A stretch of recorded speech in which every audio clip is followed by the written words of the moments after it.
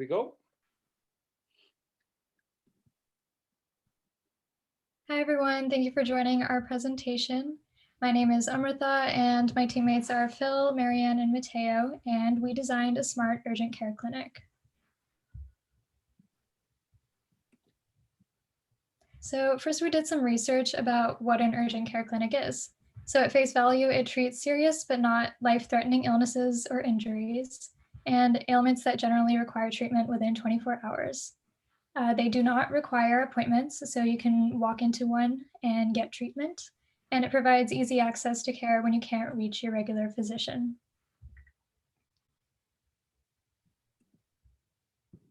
Urgent care provides treatment for accidents and falls, mild to moderate breathing difficulties, sprains and strains, vomiting and diarrhea, severe coughs, and sore throats. And they also provide diagnostic services such as taking x-rays and running lab reports.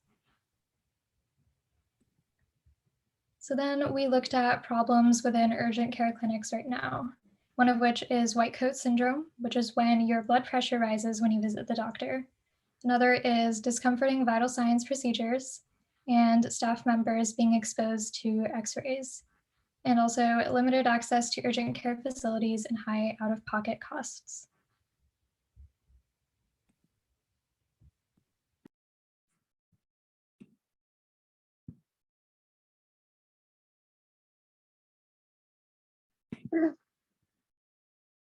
So while urgent care doesn't require as much attention and services than larger hospitals have, there are opportunities that could improve the quality or the efficiency of a visit. So with the solutions we came up with are quicker check-in processes that include taking vital signs with kiosks, going over silk notes in real time with doctors, automated x-ray procedure with instructions and sensors, and picking up prescriptions and doctor's notes at a dispenser. Yeah. If you want to stop sharing your screen, I can, yeah. Okay, so here we're going to get our first look at our urgent care smart space, if it'll play for me. I try and play it before sharing. How about that? So Matthew, I think we lost your screen share. Sorry. For Unreal, you should share the whole screen, not the window. Otherwise, your mouse won't work in the Unreal Engine. It's a Gotcha. big problem with Zoom and Unreal. Thank you very much. Great, share. Okay. There we go. Y'all seeing that? Okay, so this is our urgent care clinic. You're gonna walk in through this front door. We've got hand sanitizing stations.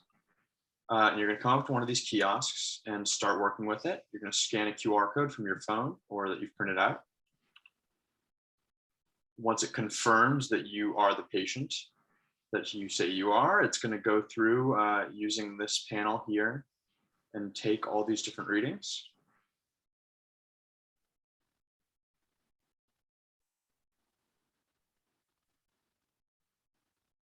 Then it's going to tell you to head over here, wait your turn in this area. Once your name starts blinking over a door, you go ahead and enter. And in here, you're going to have your medical history and some more vital signs. And this is where you're going to communicate with the doctor remotely to walk you through what you need to do next and what your issue might be. Then you're going to come out here into another waiting room and sit here until you see that name again. Then once you're in here, you're going to start your x-ray and wait for that to work. This is of course assuming that you have some sort of bone issue. If not, there are other labs for other issues.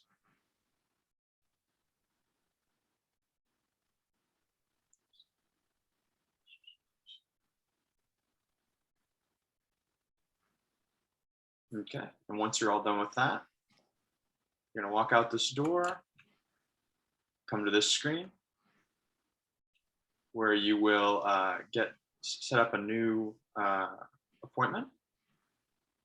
as well as get any prescriptions or anything that you need using the printing service.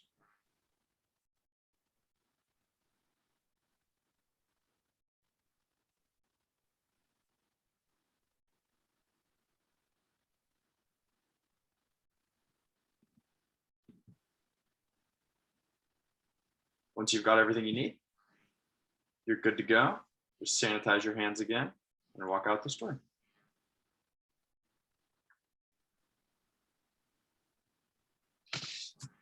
Yay.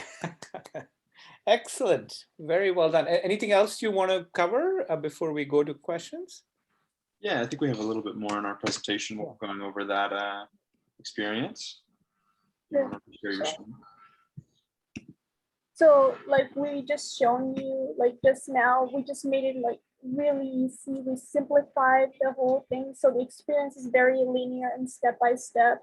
I mean, no getting confused, no getting lost.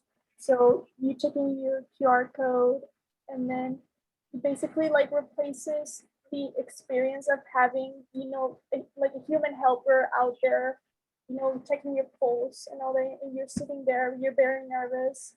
And when you go to the doctor's office, I mean, you don't really like get to be in person with the doctor, so you feel more relaxed. You feel like you're not nervous, and then you can get like you wait for the lab work to do the lab work, and then in the end you just wait to get your like medical note, and if you need to do it, your appointment. So it's pretty simple, pretty linear and straightforward. And here are the snapshots of the areas that we just went over. And thank you, that's it. Thank you for listening. Fantastic. Again, well, very well done. Beautifully done. I just a quick framing. So none of the students had experience with 3D software before the start of the class. So end of January, they all came in without really understanding 3D software tools or spatial design. I mean, this is so incredible that, you know, you've gone through this journey of learning a complicated tool, bringing all your design knowledge to the design process and putting together a workflow that combines all of these elements. Really well done, and a really good job of the presentation as well. I want to just open it up to questions, and also thank again our some of the speakers who are here. Oren, thank you so much for joining us. Tony, and then also, you know, Purvi and Pratish, thanks for joining us. But let's open it up to questions for the team, please. I just have a statement. What a great way to prototype and show a physical service design. And, you know, because so many people, when you're trying to show like something that involves physical, it's really hard. Like you do diagrams and you know, static mock-ups, but this, like you walk through it. It's like really cool. This is really well done. Thank you very much. Thank you. Yeah, I actually have a question based on the stuff that you've done. Is there anything that you guys thought would work a certain way going in that you saw your expectations change and saw that something might work a little bit differently in having seen it implemented and experienced it and sort of building it out?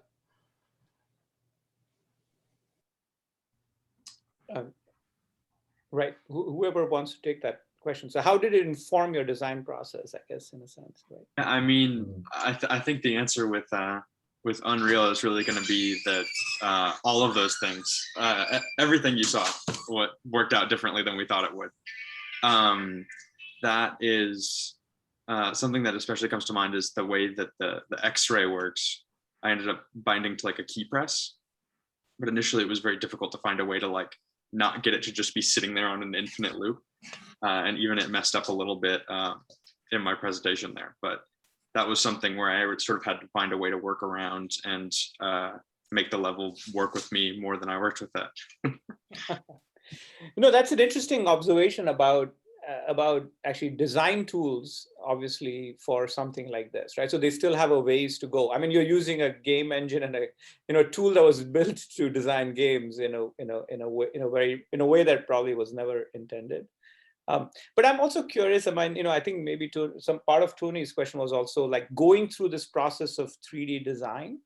Did it inform your design process in some way as well? Like, so you had a certain thing in mind when you started to design the space, and did it shift or change as you went through the process?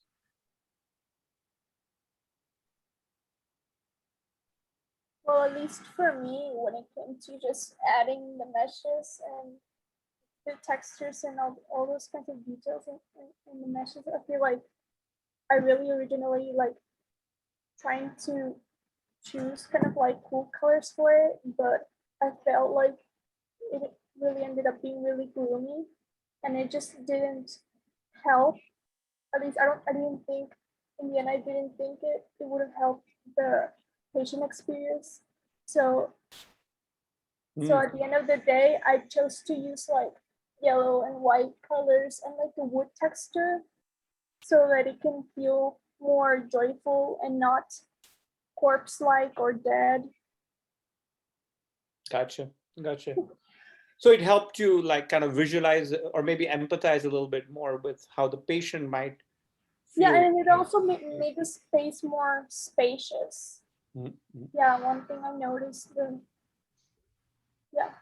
So one thing I recollect also from like one of our, the previous reviews is that I think you did a lot of work now, even at the end of the experience, like in terms of the prescription. And so that was something that you added later because, you realize, I guess, going through the process, right, that after all, automating all of it, like the prescription part and the, making your follow-up appointment was missing, right, in the flow. And so it was great to see that you actually brought that into the experience as well. Does any of you want to talk about kind of how that got added in? Or Yeah, originally we had just like a desk there, and the intent was like a nurse or medical assistant to like physically give you like your doctor's note and prescriptions. But as you said, like it felt kind of not automated, like that last process was kind of out of picture, and that's why we chose to do this. Right. Very cool. We have a Any other question. Yeah, Go ahead. Hi, so I'm not a designer, but my question is, so originally the introduction said that we suffer from a white coats syndrome. And I was like, oh, the answer should be simple. You just make people wear blue coats. In other words, like, you made the experience completely humanless. And I can imagine me getting my blood, and I actually want to see the nurse's eyes. Right? It kind of gives me comfort. So why did you make it completely humanless?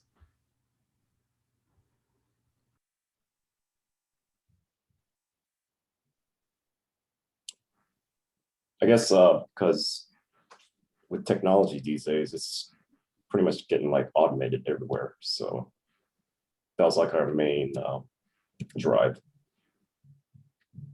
Yeah, I think it was sort of much more in service of the efficiency aspect of the project and the original idea than it was necessarily on the comfortability. I think you're right, like that as far as making a really comfortable space, if we were to redo it and try and do that, keep that more as a core aspect of it, it might not be this stark white space that looks like a doctor's office. It might be something that feels a little more comfortable. So yeah, I mean, that's a great point. I fantastic. think that another feature that could be added is doctors like video calling in, and that could also like help reduce the price of it as well. And one of the aspects, I mean, I think with all the teams, I noticed, right, that there is also the fact that, COVID is very much on all of our minds. And, there is this attempt also to try and reduce, to the extent possible, unnecessary contact. Because in the urgent care clinic, unlike a hospital environment, people really, they're coming in for essentially a short-term need. And so if you can avoid contacting a bunch of other people, and it reduces also the chance of infection spreading and things like that. And I think this is like on all of our minds, whether we are conscious of it or not. It's part of, I think, I suspect in the coming years, we will see in the design of public spaces that this will become a sort of almost subconscious consideration.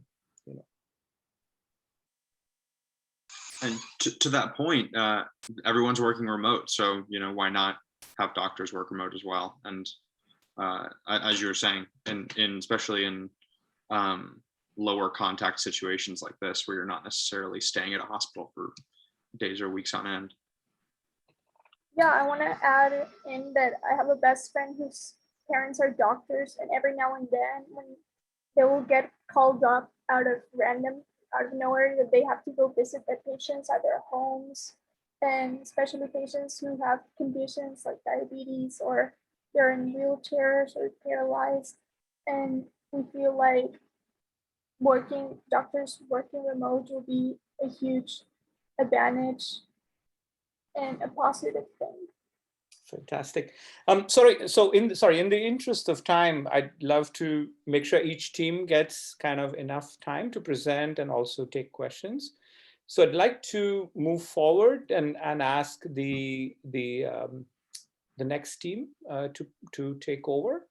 And that will be Joel, Sebastian, Olivia, and Chloe. And a very different flavor. We're going to move into something with a very different flavor. So. I'll share the screen right now. Thank you. All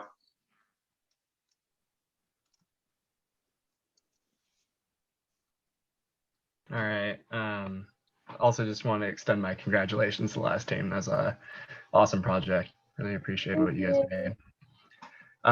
So yeah, my team and I are very excited to share with you all this AR experience that we've designed, titled The Very Lonely Firefly. It's kind of mocked after this childhood book that I read, and I'm sure many of you have seen or read before.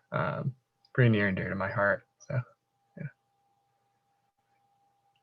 yeah. First off, we're just going to kind of run through what we're going to be showing you. We'll jump into our mission statement, and then our process, how our team used the program Adobe Aero, and the pros and cons it had, and also we'll show the user guide, how people will actually be using our product, and then also a video of what people can expect from using it. So yeah, mission statement. We're going to transform the traditional reading experience. The introduction of augmented reality has given people the opportunity to provide entertainment and solutions to real world problems through a hybrid interactive experience. By utilizing augmented reality technology, our team would like to transform the traditional method in which children read books in order to enhance the stories and promote cognitive skills. Hey guys, I'm Sebastian. So my part in this, which I'm going to be talking about, our process, was the development of taking a physical book that is read either by the parents or the child to themselves, and creating a AR experience that's coupled with it. And so what we ended up doing was taking the concept of a lexicon and pairing it with visual interaction. We're trying to make it more alive for the child. And so as the child reads the book aloud, or the parent, trigger words would cause assets, essentially GIFs, to drop into the AR environment. Next slide, please. So we picked Eric Carle's The Very Lonely Firefly because it is a simple picture book that has a lot of very simple words that are found across quite a few children's books. Words like sunset, or dog, or cat, or light bulb, etc. These are simple starting points for our project where we could implement them into the lexicon and create simple animations that would be dropped in when the trigger word was said. Next slide, please.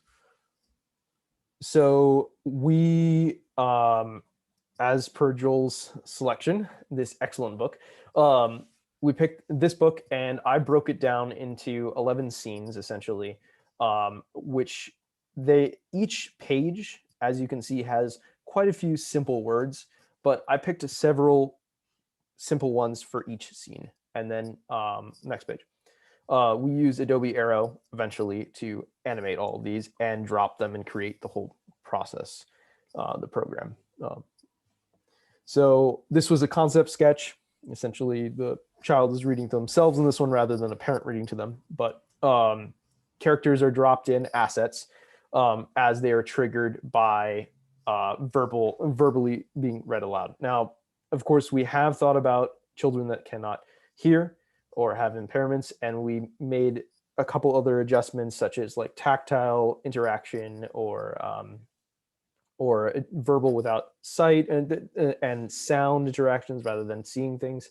But the standard was to create these visual assets that are dropped in as the words are spoken. Next slide. So in this case, we had like, these are the sketches that were eventually digitized, which will be the next slide, and I'll pass it on. Oh, sorry. That was confusing, my mistake. Really quickly here. For instance, I drew the dog down at the left corner. It has a couple different things that can change on it if the parent reads and the dog showed up or whatnot into the scene. The dog jumped through the door or whatnot. A dog is dropped into the picture that the child is holding up the iPad or whatnot. And it has a couple different things. So its eyes can change, its tongue can come in and out, and its tail can wag. And so these are just pencil sketches, but then they were digitized. And now I pass it on, sorry. So yeah, as you see from the slide before, those are sketches and these are the digitized version. And if you look closely, there are different facades of the characters, flames moving, different lighting. As you can see, there's tails moving, lights are on and off, and the flash, for the flash, the light, the area changes, as you can see later on, but these are the process right before creating a GIF, and Olivia will take care of that. Yeah, so once we were done digitizing all of the illustrations, we went ahead and put it into Photoshop. And we were planning to create GIFs with each one of the illustrations. And the reason we chose Photoshop instead of Aero to add some movement is because Aero is a bit limited in what type of actions each illustration can do. For instance, we'd probably only be able to move the dog up and down inside of Aero, but instead in Photoshop, we could move its tail. So after we created all the GIFs, we went ahead and went into Aero. And here's just an example of our process of creating a scene in Aero. On the top right, you could see a list of all the objects in our project. We could hide and unhide them. Once this is done, you could see that on the top left, there's a list of all the free assets that Adobe provides to users. And the bottom left is where you could actually click the object and add additional actions. So here you could see the cat moves up and down by itself. The fireflies move from side to side, and if the child wanted to interact with the trees, they could tap them and see them move. So the next slides will just be some of our scenes in a real environment. Here you can see the GIFs functioning properly and some of the story scene environment that we've created.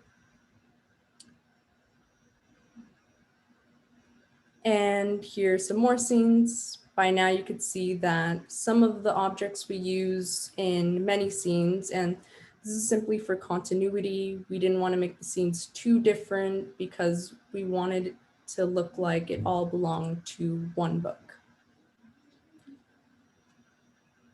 And here's just an example of one of the scenes in an outdoor environment if you wanted to.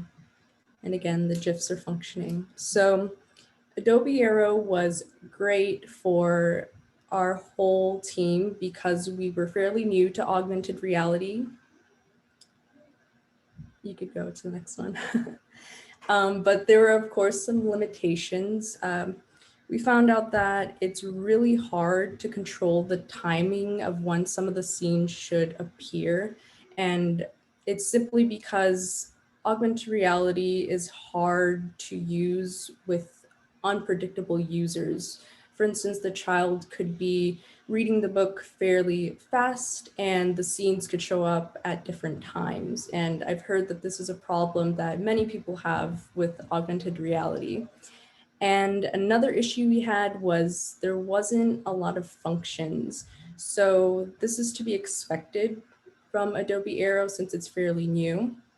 But our main goal for this project, or the ideal goal for it, was to have the child read. Some of the words would trigger the scene to appear, but Adobe Aero does not have that function yet, but it was just a great starting point for a project.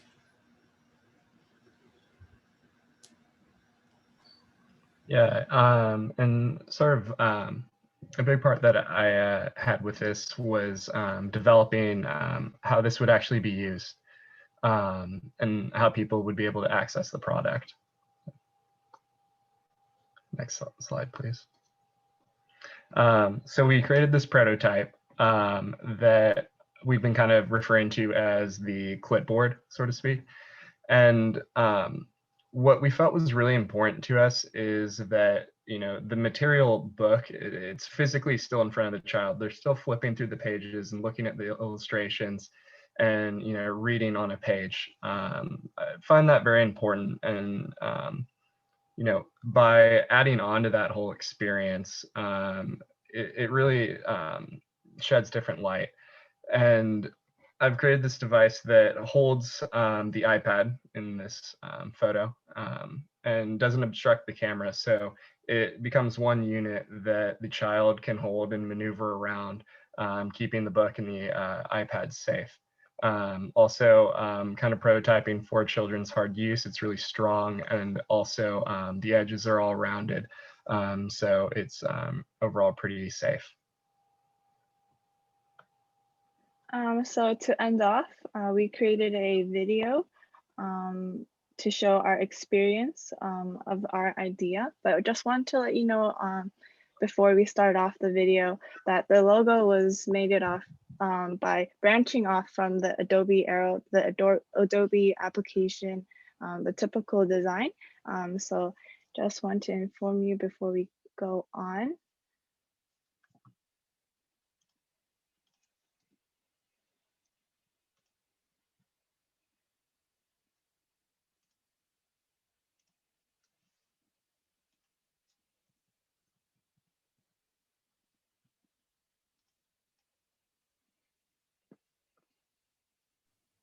I don't believe the audio is attached, unfortunately. Oh, okay. Let me try that again. Sorry, do you want to go back to the start with audio? Sorry. The audio is not working. Let me try a different one. Do you, or if you send me the link, I can bring it up with audio as well, if you like. Sure. Or let me try this one. Please let me know if this works. Does this work? No, Unfortunately not. Oh no. There's someone else from the team. Oh wait, On your I think I got share it, screen, make actually. sure to click the button that says share with audio. Yeah, yeah, I found that. There we go.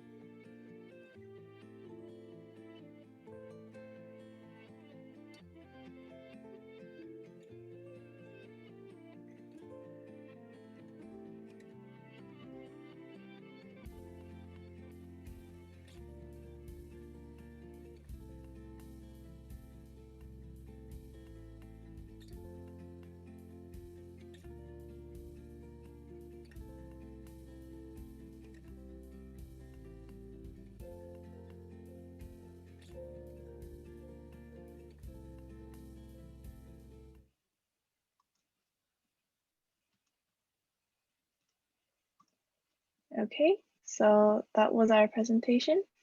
Just wanted to thank you, and a lot of credits are down here below. And yeah, that's it.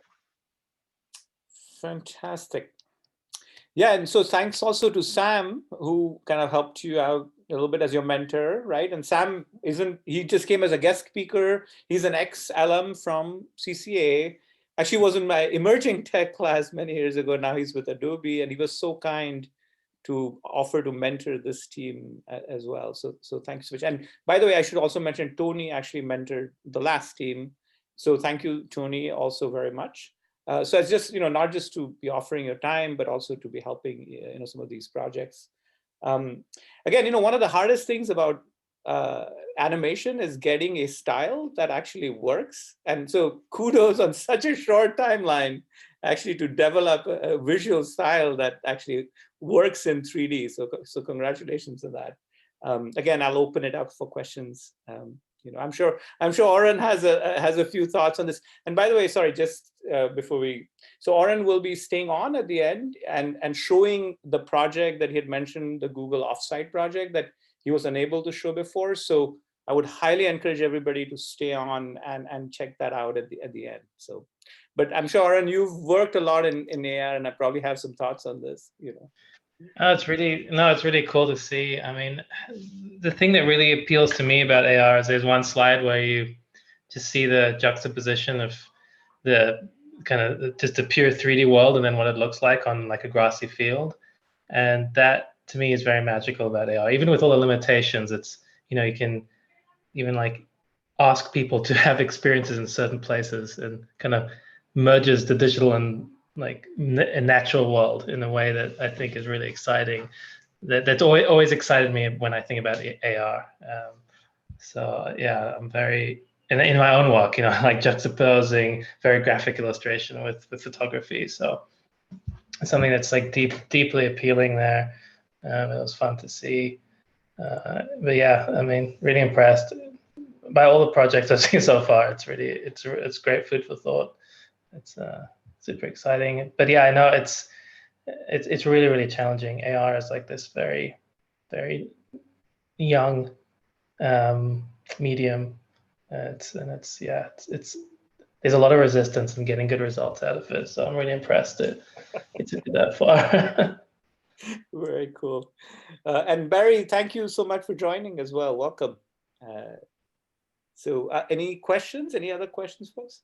I just think what a great way to enhance. I mean, reading is a great thing in the first place, as I sit here in front of a whole lot of books. But what a cool way to enhance reading without taking away from the reading experience, but also to stretch it and it has so many really interesting possibilities. And I think that your prototype and demo shows that. Thank you. Thank you. Yeah, hi, Barry. Yeah, one of the things I loved also, is how you also combined it with a physical device. The fact that the book and the AR screen can actually live together. I think that's really awesome because, again, we want to encourage reading. It shouldn't become all about the screen. And so I think combining those modalities, I think is fantastic. Applause to Joel for making that like mock-up in 4 hours. So you just said, I'm on it, and you made it.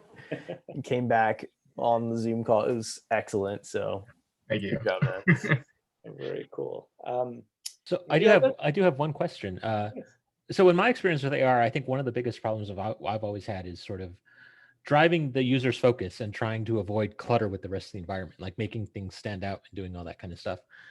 Did you guys how did you guys sort of drive your design process to sort of solve those problems and make sure that your characters would always sort of stand out in the environment and make sure that this was always going to be something that would, draw the eye and, do all that kind of stuff? Do you want to answer? Yeah, I think our group focus, we did, as you could see, we made spaces where you could actually see the GIFs, which were the main focus of our project, where you could see it. But at the same time, I think we tried not to clutter it with too many assets where it's like we're watching just a video. We wanted to make sure we use fairly limited amount of objects that created an environment you're able to move around and actually see it. But yeah, it was a bit difficult. Yeah. One of the things we did discuss was the time period in which one of the assets stays in view and how it enters and leaves the scene. And of course, this is beyond what we could develop in this time period, but we definitely did troubleshoot where would we go with that. So things like coming around the screen and leaving behind you or over you, depending on the asset. And a maximum of say 3 to 5 assets at a time. And then the sound, if they're going to create sound, sorry, my dog is making sounds in the background, speaking of, all of this layering, we did talk about all of this. And then throughout developing the characters, in my case, when I was sketching them out, as it was a physical object, I was penciling it in, it wasn't a digitized one. I couldn't have too much control on it. But I did try to create forms that were kind of self-contained, lots of very uniform curvature shapes and gradients and whatnot that were also appeared to be very 2D, just to offset from the backdrop. So yeah. Cool. Yeah, Yeah, I think as from both Tony and Oren mentioned, I mean, these remain wonderful design opportunities for designers going forward. Again, in the interest of time, I'd love to invite the third team, sorry, that will be sharing a smart home office. Again, a change of scenery. It's great to see the variety in the projects. So, it'll be Varen, Eva, Hongyu, and Danki. Take it away.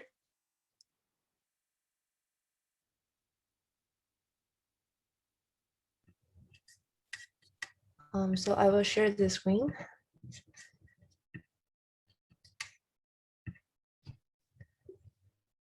You guys see that? So hi, this is Eva, and today we will present our final project, Smart Home Office. And first, Weiran will introduce our research and problem statement. Hi guys, I'm Weiran, and so first, why we want to do a smart office because of COVID-19. It's also the reason why we made here through Zoom. 175% employees are working remotely from home. However, according to our research, almost half of the workers prefer inner office mobility and less time working alone. Next page. So who's our target audience? The employees who cannot get out and need to work remotely from home, and students just like us taking online classes at home because of the COVID-19 and quarantine. Next page, please. So why we need to care about the smart home office? The first reason is usually people don't have those professional devices or specific materials for their work at home. And when they working at home, there are always some unwanted distractions that is kind of annoying and makes them hard to motivated. The third is when we work at home, sometimes we are lack of communications because it's almost isolating.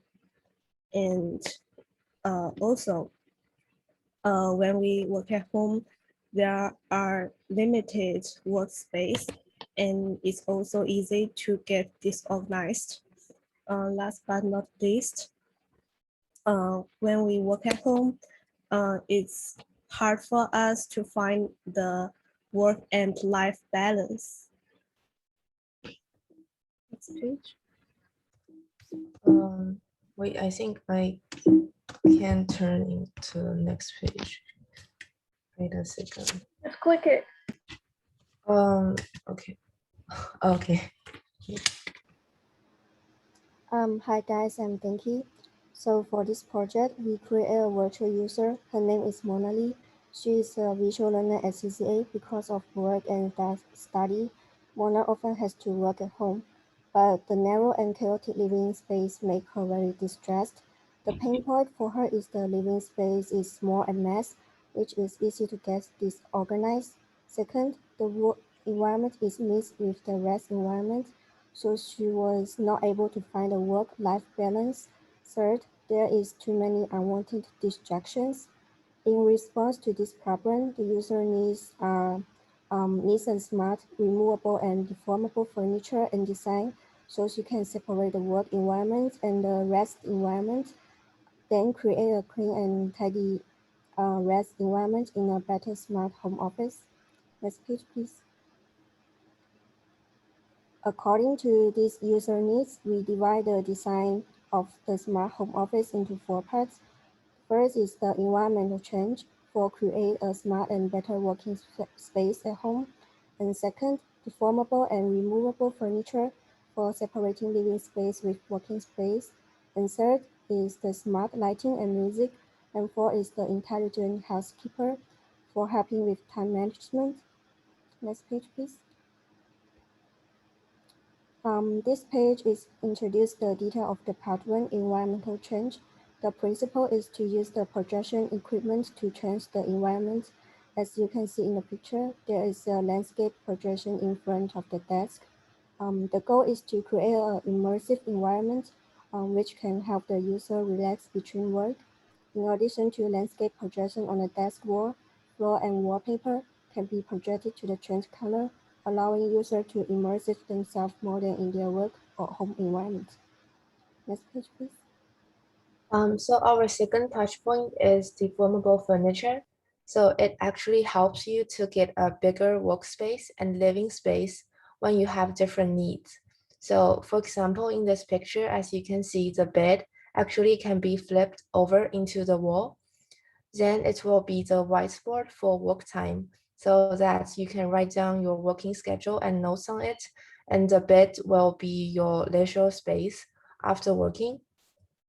And so that one furniture can be used into different ways to save space and separate the working environment with rest environment in our smart home office.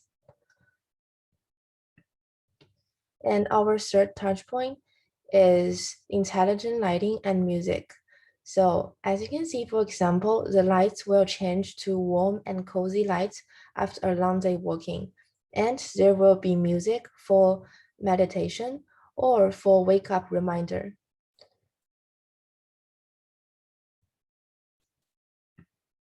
And our last touch point is intelligent housekeeper. So other than your smartphone to control all the setting, you can have a simple conversation with our AI helper installed in this big screen.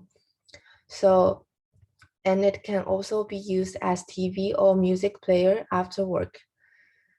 And as you can see, it will remind you to work, take a lunch break, leave work, or suggest a break for you. So it can actually also prevent prolonged sitting for our user.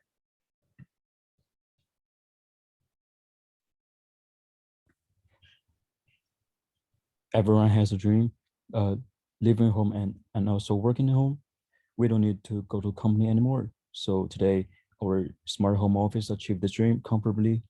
As you can see in the graph, before Mona used the smart home office, she was troubled by her small room, small space. She not only need to live here, but also work and study here. So different functional space will affect each other and mix it together. It is obvious that her mood and working efficiency are getting worse. But we can see next page. But after she used the smart home office, the user journey had changed, the utilization of space was greatly improved, and the working efficiency also increased a lot because she has a really efficient working environment without going to company. Therefore, both personal mood and working efficiency have been greatly improved. Okay, and let's see the video. Yeah, the demo video.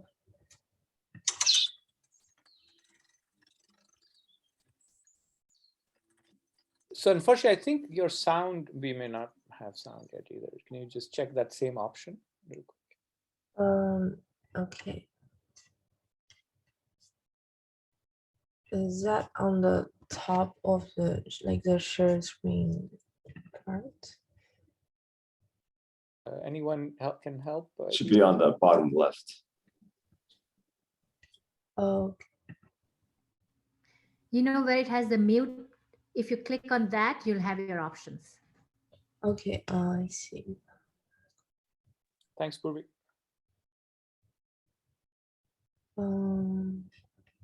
Is that a speaker or a microphone? I think I select. If you unmute, if you unshare, and then when you reshare, where you then it brings up the screen where you pick what you're sharing. In the bottom left corner are 2 settings to set to computer audio. But I think you may have, because you're already sharing, I think you may have to unshare and reshare. We went through this in the last set of presentations that I was in. Do you see it there? Okay. Thanks, Aaron. You guys hear that?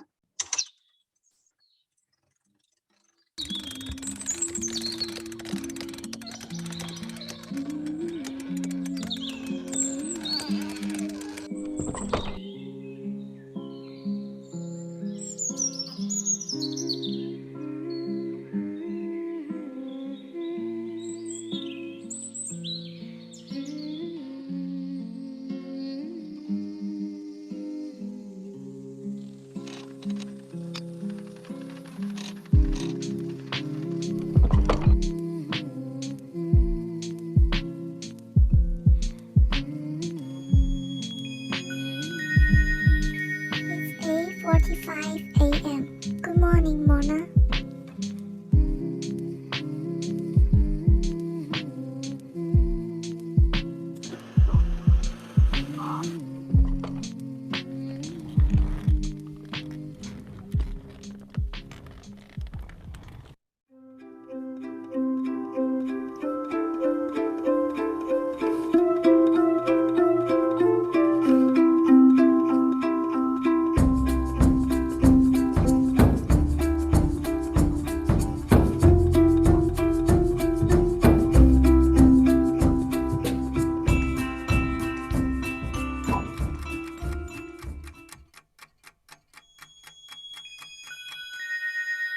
It's 10:30 a.m. It's time to take a rest, Mona.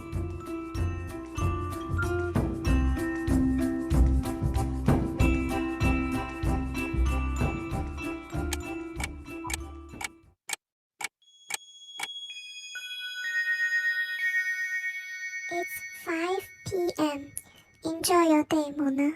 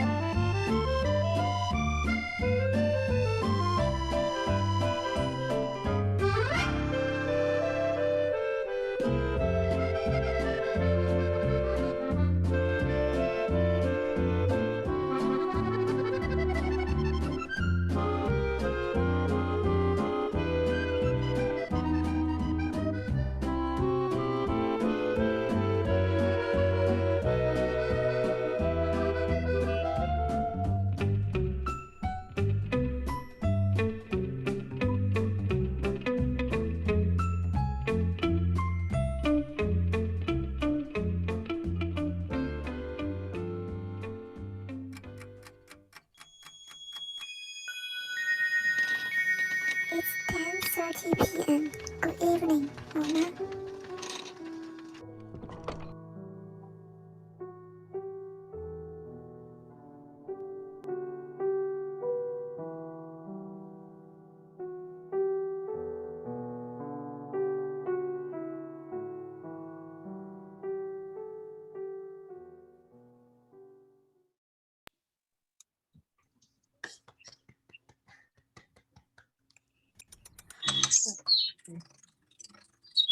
Fantastic.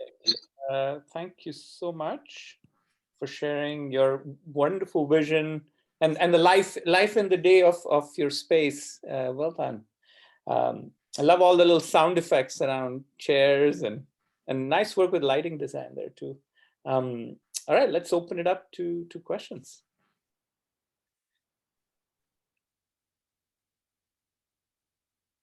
I thought the lighting was really well done and how you changed it throughout the day. It was a really nice touch to give the whole sense of the environment. So actually, I have the same question that we'd kind of asked the first team, right? Going through this process, I mean, I've seen your journey, but I'd love to hear in your own words, right? When you started with this concept of a smart space, building the 3D space, and then starting to explore how the furniture might work and the lighting might work, how do you think the process of working in 3D in this way sort of influenced your thinking? I think the first thing is like it's my first time to using this like 3D software, and I found the most important part is how to combine our design into this software. So it's like not only you have the design, but you have to find a best way to present it. So probably it's a little bit different than our first design plan, but I think the final effect is really great. Very cool. Any other thoughts or questions for the team? So it reminded me of a documentary I saw recently. I don't know if you all saw this, but I think it's on Apple TV. It's an architectural show, super well produced, but there was a designer architect in Hong Kong who transformed the space that he grew up in, which was just tiny little room in a skyscraper that, like, I don't know, it was like 5 family members living in, and he transformed it into a modular home. And he had a lot of amazing solutions, like the kind of ideas that you're playing with. And it's in constant flux. He's constantly shifting and redesigning this kind of modular box that he's living in. And it is a really interesting problem because we this is the post-COVID world. I don't think it's ever going to quite go back to normal, and boundaries are a really big issue with working from home, and figuring out how we can create those boundaries with smart design is, I think, going to be really crucial. I like working from home, but I have terrible boundary issues, so it's constantly messing with my personal time. So it's a great problem to tackle, and 3D and Unreal and real time is just perfect for it. It'd be nice to play around with having people in that space. I know doing human characters is incredibly complicated, but all that stuff is being automated with like the Unreal MetaHumans and all these new tools to help with that. So I think it would be a great next step to include some of that. But yeah, amazing for first time users of 3D. Amazing project. Thank you. Thank you. Yeah, when we do this, we actually do some research and see how other designers to transfer the furniture to different ways. And I think I also watched similar videos as you mentioned, the Hong Kong designer. I think that is very useful and helpful for us. Very cool. Purvi, you had a question? And then maybe I have a question for all the teams, just everyone as 2D designers. What was the high point or low point of really working in this space?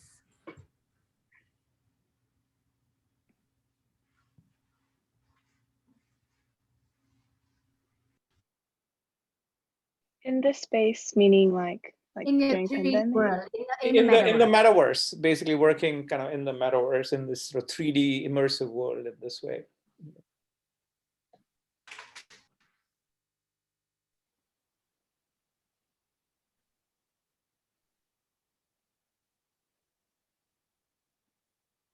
Anyone For want to take that? me, yeah. Well, it's a tough question, but I think for me, seeing what I imagine to become very realistic is something that I was really interested about. Like your imagination becomes alive through this metaverse is what I experienced. Yeah, but a low point would be that I'll never get to be in that place, I guess. That's interesting. Again,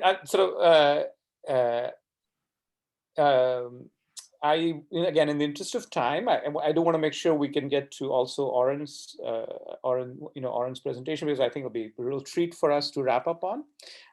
One person I do also want to call out, and Kaija, if you wouldn't mind turning on your camera real quick, was also with our class. And she's done an amazing job following through on all our projects. For various reasons, she was not able to participate in the final projects. But I just want to commend her as well for all the work that she did throughout the semester. Thank you so much, Kaija. Thank you. And Oren, all yours. Thanks, Erin. See you. Thanks for having me. This was a real treat, and I really enjoyed seeing your projects. Fantastic. Thank you so much for joining us. Thanks. And congratulations on the end of the semester. Yay. Woo! Thank you. Bye. I'll see you guys later. Bye. Oren, do you want me to stop recording, by the way? It's probably... Yeah, it might be best. I mean, I don't think it's a big deal, but I think it would be great because Ivy is still a bit apprehensive about sharing it outside of Google, but she was happy with me. Totally understand. I'm going to stop. So I'm going to stop recording now. But again, I just want to celebrate. Woo! Well done. Great job, everyone. Fantastic work. Okay.